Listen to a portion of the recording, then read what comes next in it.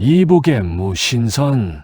요즘은 목숨에도 값을 매긴다지. 그러게 말일세.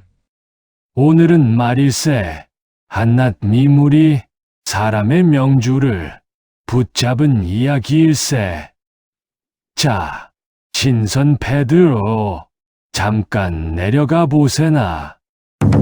옛날 어느 강마을에 덕구라 불리는 늙은 어부가 살고 있었습니다. 덕구의 인생은 참으로 기구한 팔자였습니다. 어릴 적엔 부모를 일찍 여의고 남의 집 머슴으로 떠돌았고 청춘이라 불릴 만한 세월은 남의 눈을 갈고 남의 소를 몰다 모두 흘려보냈습니다. 비가 오는 날이면 지붕 여기저기서 물방울이 떨어져 밤새 바닥을 두드렸고 바람이 세차게 부는 날엔 덜컹거리는 문짝 소리에 잠을 설쳐야 했습니다. 겨울이 오면 강을 타고 올라온 찬 기운이 문틈을 비집고 들어와 뼛속까지 스며들었지요.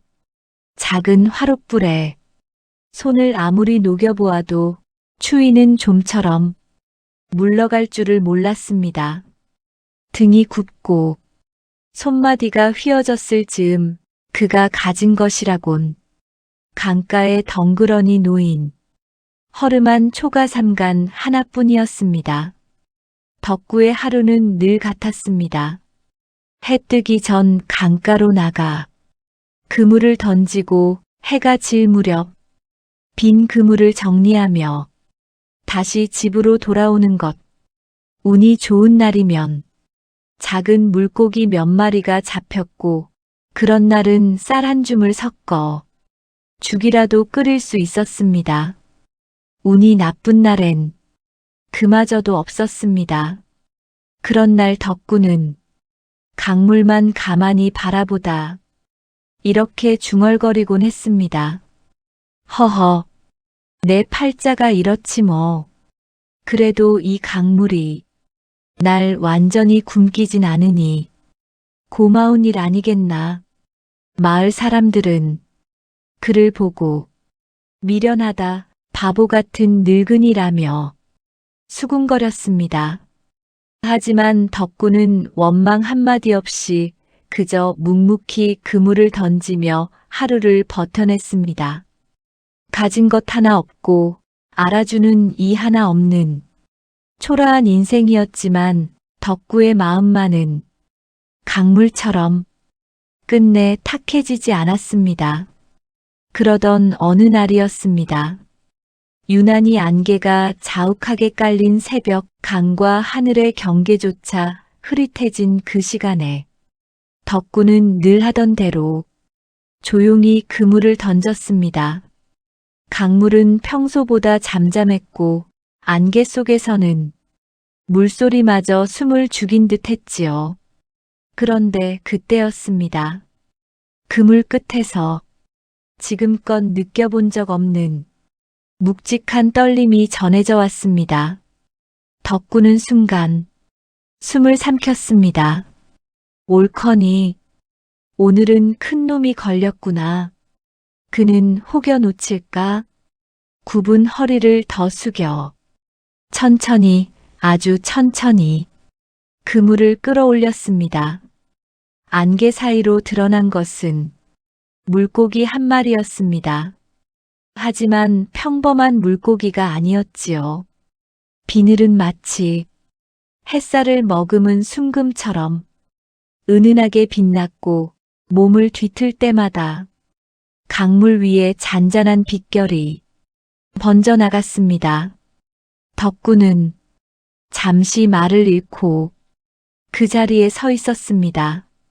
이런 놈은 난생 처음 보는구먼. 잉어의 눈망울은 이상하리만치 깊었습니다. 짐승의 눈이라기엔 너무도 또렷했고 마치 사람처럼 덕구를 곧바로 바라보고 있었지요. 덕구의 머릿속엔 계산이 스쳐 지나갔습니다. 이 잉어를 시장에 내다 팔면 며칠은 굶지 않아도 될 것이고 해진 솜니불도 새 것으로 바꿀 수 있을 터였습니다. 그는 침을 한번 삼켰습니다. 배에서는 꼬르륵 소리가 났고 손은 본능처럼 잉어를 더 단단히 움켜쥐었습니다. 그런데 바로 그 순간이었습니다. 그물이 땅에 닿자 잉어의 눈에서 물방울이 또르르 떨어졌습니다. 아니, 떨어졌다기보다는 마치 울고 있는 듯 했지요. 잉어는 몸부림치지 않았습니다. 도망치려 애쓰지도 않았습니다. 그저 가만히 덕구를 올려다보며 눈물 같은 물방울을 뚝뚝 흘릴 뿐이었습니다.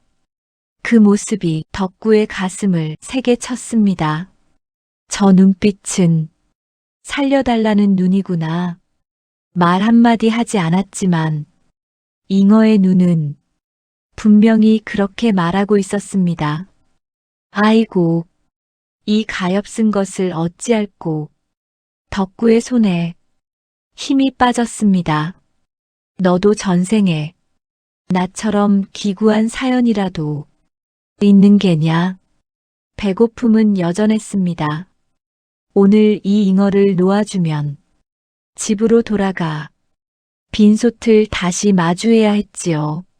하지만 덕구는 그 눈망울을 끝내 외면하지 못했습니다. 그는 한참을 망설이다가 떨리는 손으로 잉어를 조심스레 안았습니다. 그리고는 아무 말 없이 다시 강물 속으로 천천히 내려놓았습니다. 차가운 물이 덕구의 손목을 적셨고 잉어는 잠시 물속에 머물러 있었습니다. 그러다 이내 물 위로 솟구쳐 올랐습니다. 한 번, 또 한 번, 그리고 마지막 한 번. 마치 사람처럼 덕구를 향해 머리를 조아리듯 몸을 굽히더니 이내 깊은 강 속으로 사라졌습니다.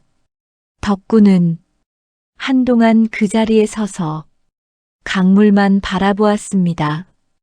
그날 그는 빈손으로 집으로 돌아왔습니다.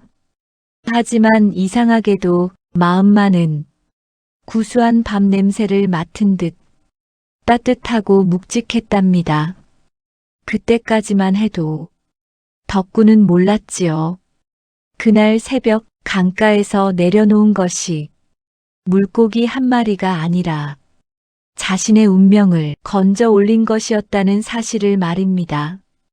그렇게 황금 잉어를 놓아주고 돌아온 날 밤이었습니다.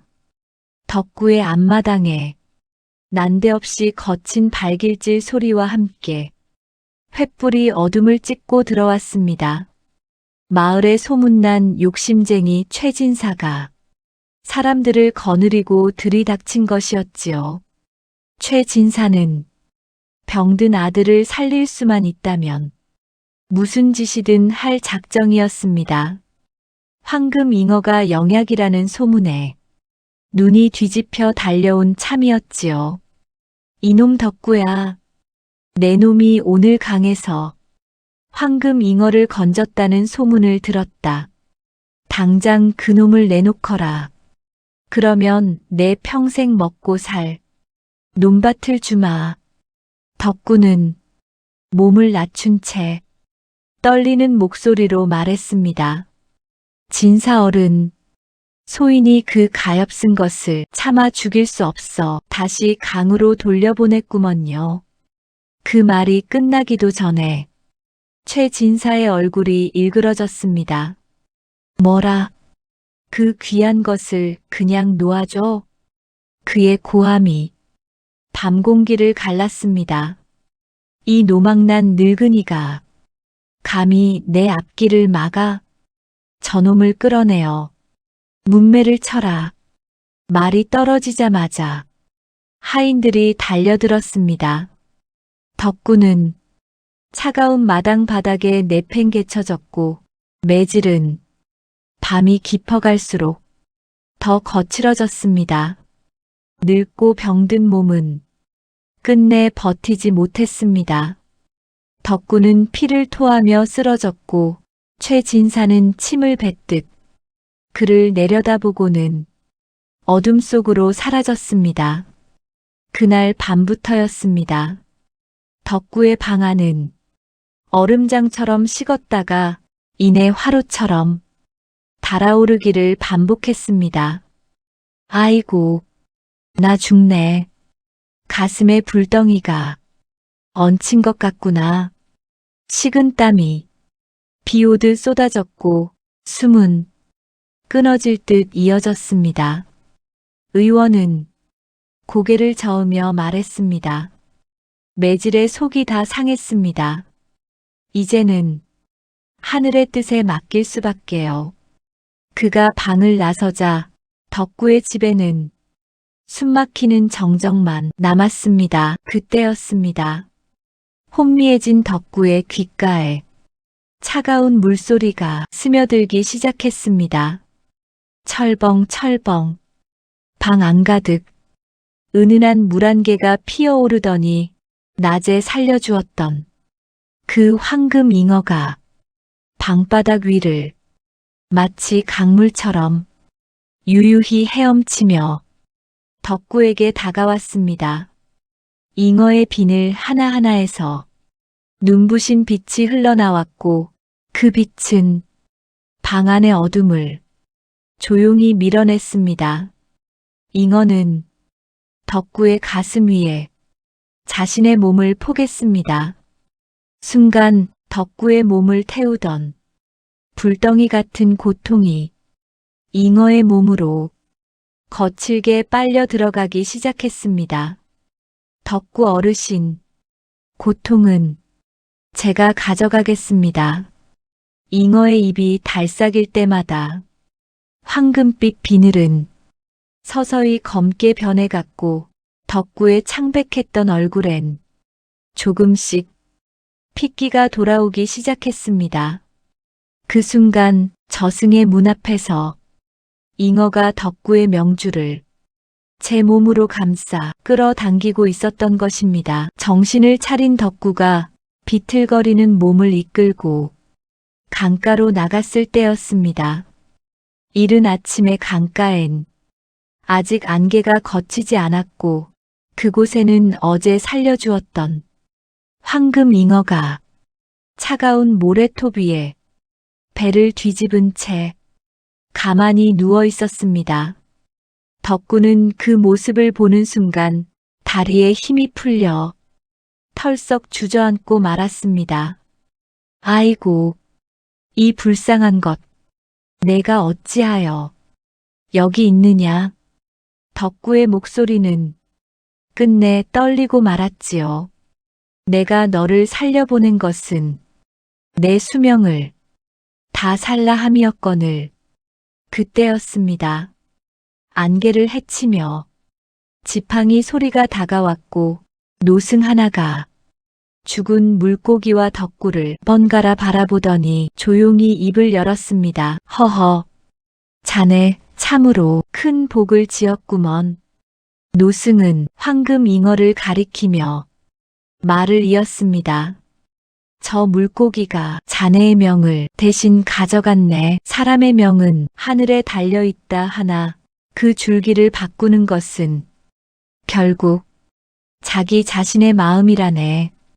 원래 자네의 이름 석자는 어젯밤 저승사자의 명부에 오를 운명이었지.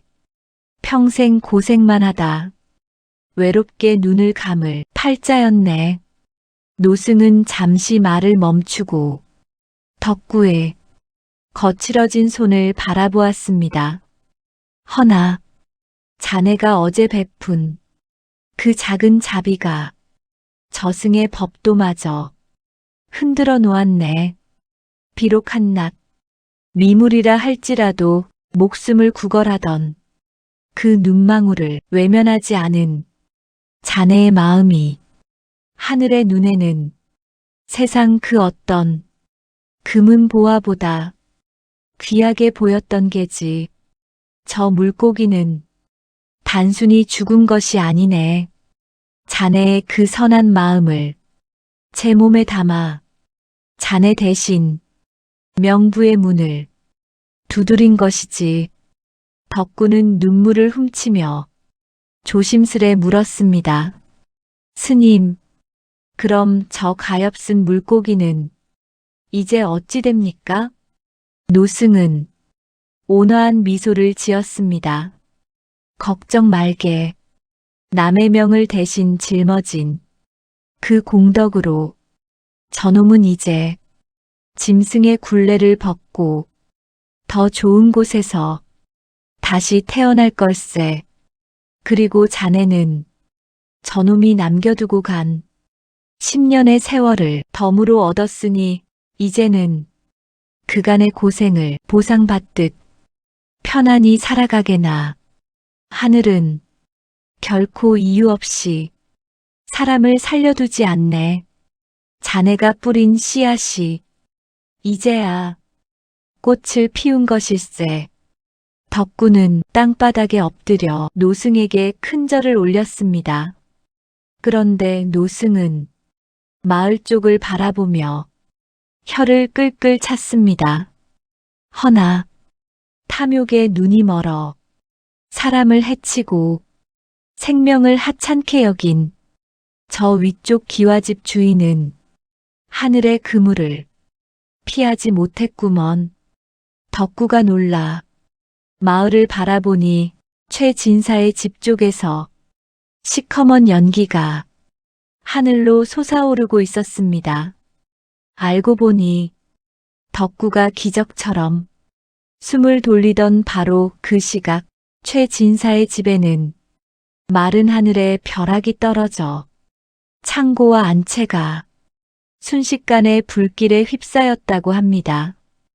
금지옥엽이라며 잉어를 먹이려던 최진사의 아들은 병세가 더욱 악화되었고 최진사는 화마를 피하려다 쓰러져 평생 다리를 쓰지 못하는 중풍에 걸리고 말았지요. 남의 명주를 빼앗아 제 배를 채우려던 욕심이 도리어 자기 집안을 뿌리째 뽑아버린 꼴이 된 것입니다. 그 후 덕구는 노승의 말처럼 건강히 장수하며 강에서 얻은 작은 재물로 자기보다 더 어려운 이웃을 돕는 마을의 어른으로 살아갔습니다. 사람들은 덕구의 집 앞을 지날 때마다 이렇게 속삭였답니다. 착하게 살면 미물도 은혜를 갚고 악하게 살면 하늘이 먼저 벌을 내리는 법이라네. 세상은 늘 큰 것만 귀한 줄 알지. 결국 살린 건 물고기가 아니라 자기 자신이었구먼. 맞네. 한낱 미물의 생명일지라도 차마 해치지 못한 그 선한 마음이 저승의 명부를 찢어버리기도 하니까.